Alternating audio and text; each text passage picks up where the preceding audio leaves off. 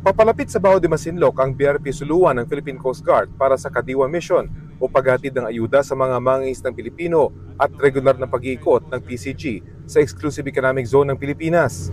Tila iipitin pa yata kami nitong dalawang barko. Pero hinabol ito at ginitkit ng dalawang barko ng China, ang China Coast Guard o CCG Vessel 3104 at People's Liberation Army Navy Destroyer 164 o Guilin. Nang di maharangan ng BRP Suluan, nagbukas ng water cannon ng CCG 3104.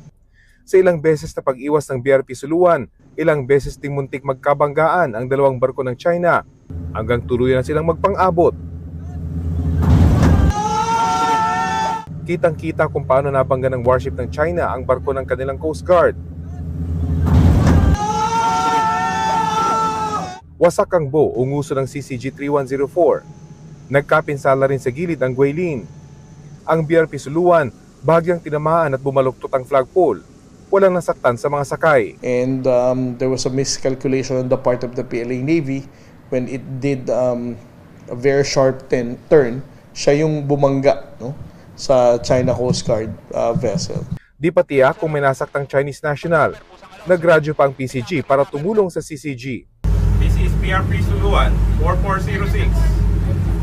This is the Philippine Coast Guard vessel. Should you need any assistance, we have medical personnel on board. Should you need any assistance, we have medical personnel on board.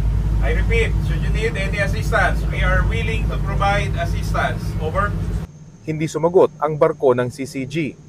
Sa kabila ng nangyari, mas naging agresibo pa ang Chinese naval ship sa paghabol sa barko ng PCG. Nag-disengage din ito habang papalayo ng Baho de Masinloc ang BRP Suluan.